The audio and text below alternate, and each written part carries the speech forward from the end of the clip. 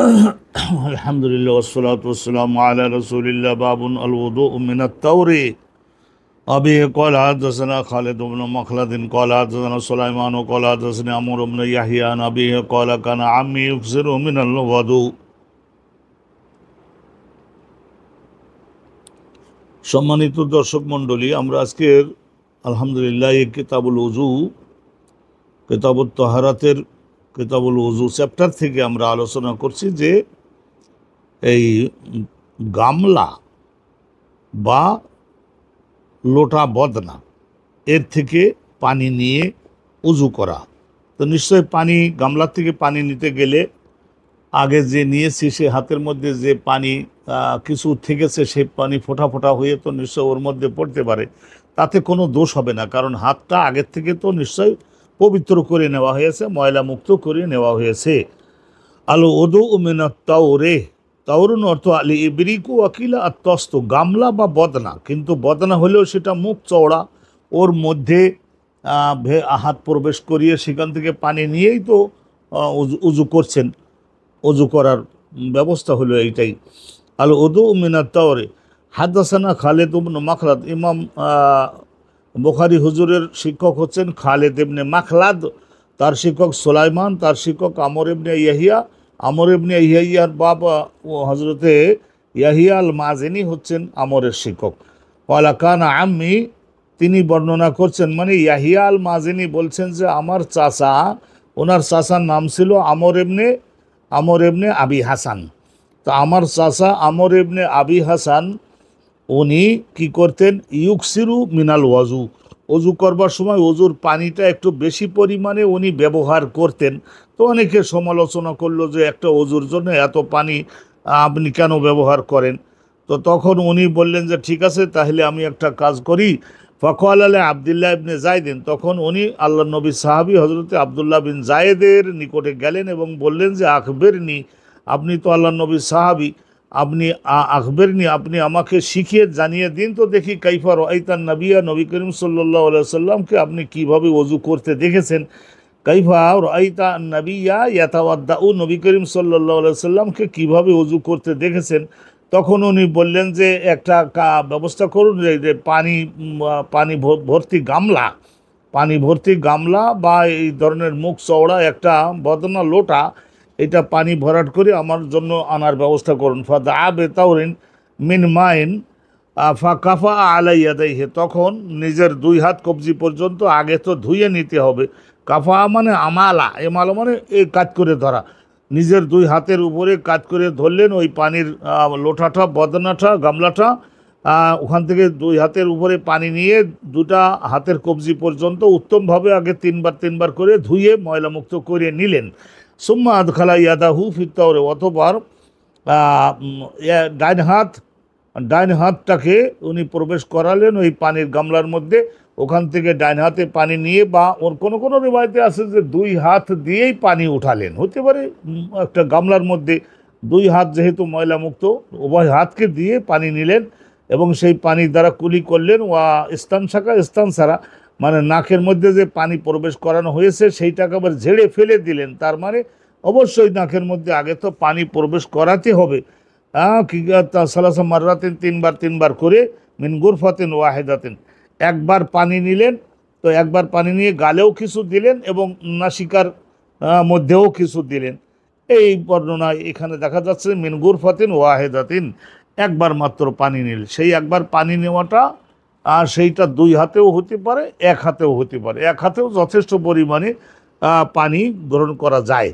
সুম্মা আদখালা ইয়াদাহু, অতবার নিজের এইখানে এক বর্ণনায় আছে ইয়াদাহু নিজের হাত, আবার আর এক বর্ণনায় আছে ইয়াদাইহি নিজের দুই হাত প্রবেশ করালেন। তারাফা বিহিমা, তারপরে এইভাবে অঞ্জলি ভরে উভয় হাতের দ্বারা পানি উঠিয়ে নিলেন। ফাগাসাল ওয়াজহু সালাসা মাররাত, মুখমণ্ডল তিনবার ধৌত করলেন। সুম্মা গাসাল ইয়াদাইহি ইলাল মিরফাকাইনি, অথবা ধৌত করলেন দুইখানা হাত, ডান হাত বাম হাত উভয় হাত ধৌত করলেন দুইবার করে, কোন পর্যন্ত, কনুই সহ। সুম্মা আখাযা বিয়াদাইহি মাআন, অতবার আবার দুই হাত পানিতে ভিজিয়ে সেখান থেকে পানি নিলেন, নেওয়ার পরে ফামাসাহার আসাহু, অতবার মাথা মোছেও করলেন। মাথা মশেও কীভাবে করলেন, আদবারা বেয়াদাই হে, উভয় হাতকে পানিতে ভিজিয়ে তারপরে সেই হাত সামনের দিক থেকে পেছনের দিকে নিলেন, ও আকবালা আবার পেছনের থেকে আবার একটু নিচে দিয়ে আবার সামনের দিকে আনলেন। সুম্মা গসালা রেজলাই হে, অতবার দুইখানা পা ধৌত করলেন, তিনি উত্তমভাবে ধৌত করলেন। এইখানে ধৌত করলেন বলতে কে? আবদুল্লাহ বিন জায়েদ, আল্লাহ নবী সাহাবী।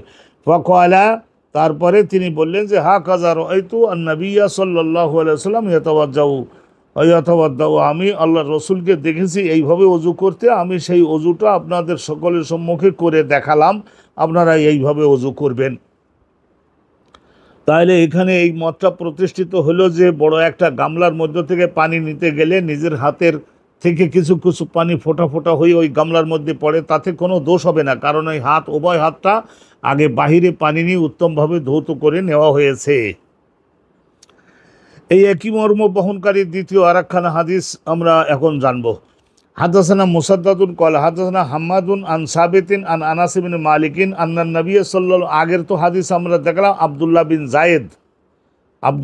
জায়েদ, উনিও আল্লাহ নবী সাহাবীর। এখন হজরতে আনাস বিন মালিক একেবারে নবী পাকের অজুর পানি জোগাড় করে দেওয়া 9 বছর 10 বছর তো করেছেন ইনি।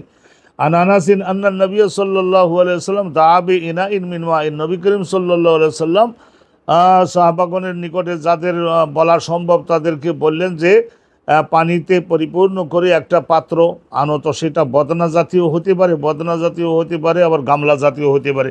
ফা উতিয়া বে কাদহিন রাহ ফি হেসাইন মিন মাইন, অতপার মুখ চওড়া কান্দা চওড়া প্রশস্ত, যেমন নাকি আমাদের বড় একটা প্লেট, বড় একটা গামলা, মুখটা অনেকটা প্রশস্ত থাকে, এই ধরনের একটা বড় গামলা আল্লাহ নবীর দরবারে আনা হলো, ওনার খেদমতে আনা হলো। ফি হেসাইন মিনাল মাই, পানি ভরাট করা ছিল না, কিছুটা পরিমাণের পানি অবশ্য তার মধ্যে আছে, হয়তো একজন দুজনের ওযুর জন্য যথেষ্ট হতে পারে। বা ওয়াদা আসাবিআহু ফি, নবী করিম সাল্লাল্লাহু আলাইহি ওয়াসাল্লাম নিজের হাতের আঙ্গুলসমূহ ওই পানির মধ্যে ডুবিয়ে দিলেন। কলা আনাসুন, হযরতে আনাস বিন মালিক বলেন ফাজআলতু আনজুরু, আর আমি পাশে দাঁড়িয়ে দেখতে লাগলাম যে ঘটনা কি ঘটে। ইলাল মাই, ওই পানির মধ্যে আমি তাকিয়ে আছি, আল্লাহ নবীর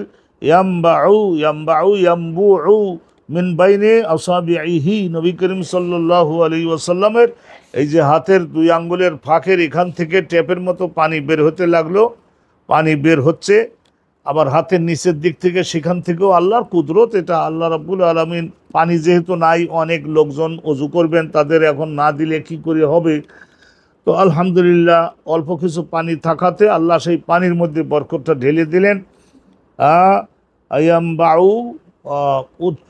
উচ্চারিত হচ্ছে, ফিনকি দিয়ে বাহির হচ্ছে, মিমবাইনে আসাবিহি, নবী করিম সাল্লাল্লাহু আলাইহি সাল্লামের আঙ্গুল সমূহের ফাঁক দিয়ে পানি বের হচ্ছে, আল্লাহর কুদরতি পানি এটা ছিল। কয়লা আনাস, হযরতে আনাস বিন মালিক থেকে এই হাদিসটা যেটি তিনি বর্ণনা করলেন, হাজারতু মানে আন্দাজ অনুমান করে উনি বললেন, মান তাওয়াদ্দা, যারা অজু করলেন ওই গামলা থেকে পানি নিয়ে নিয়ে যারা অজু করলেন, মা বাইনা সাবিঈন ইলা সামানিন, তাদের সংখ্যা ছিল 70 থেকে 80 সংখ্যক সাহাবা ওখান থেকে পানি নিলেন, নিশ্চয় পানি কিছু পানও করেছেন, অজু করেছেন, আলহামদুলিল্লাহ এইভাবে করেছেন। এখান থেকে এই মশলা সাব্যস্ত হয় যে আগে উভয় হাত কবজি সহ বাহিরে ধুয়ে ময়লামুক্ত করে নিলে সেই হাত দ্বারা পানির প্রশস্ত গামলার ওখান থেকে পানি উঠাতে গেলে হাতের ব্যবহৃত পানি, হাতের স্পর্শ লাগা পানি যদি ফোঁটা ফোঁটা হয়ে কিছু ওই গামলার মধ্যে পড়ে, তাতেও কোনো প্রকারের ওই পানি অপবিত্র হয়ে যাবে না।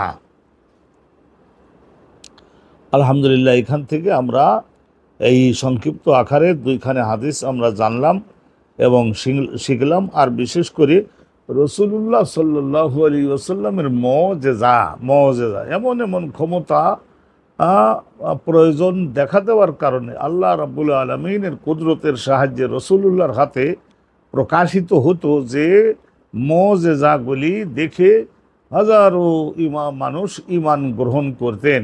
নবী করিম সাল্লাল্লাহু আলাইহি ওয়াসাল্লামের মুজিজা বহু সংখ্যক মুজিজা ছিল, কিছু কিছু সংখ্যক মুজিজা এমন ছিল যেগুলো সাময়িক, আল্লাহ রসুলের ওফাতের সঙ্গে সঙ্গে সেগুলি তো আর ওইভাবে দেখা যাবে না। এই ধরনের মহা বিপদে পড়ে গেলে বা তীব্র প্রয়োজনের মধ্যে পড়ে গেলে আল্লাহ পাক রব্বুল আলামিন তার ইসলাম বাস্তবায়নের জন্য যারা একেবারে চূড়ান্তভাবে জীবনের ঝুঁকি গ্রহণ করেন, তাদের হাতেও আল্লাহ প্রদান করে থাকেন মাঝে মধ্যে। আল্লাহর সাহায্য, এটা আল্লাহর কুদরত, কিন্তু সেগুলিকে বলা হয় কারামত। কারণ নবীর হাতে প্রকাশ পাইলে সেটা মুজিজা। আর ওলি আল্লাহ যারা খাঁটি ওলি, ইসলাম কায়েমের জন্য জীবন দিয়ে চেষ্টা করছেন, তাদের হাতে প্রকাশিত হলে সেটা হলো কারামত। আর যদি ইমান হারা লোকের হাতে যদি প্রকাশ হয় তাহলে সেটা জাদু। এই ধরনের আমরা সকলে জানি। তো এখান থেকে আমরা একটা মুজিজার বিষয়েও জানলাম।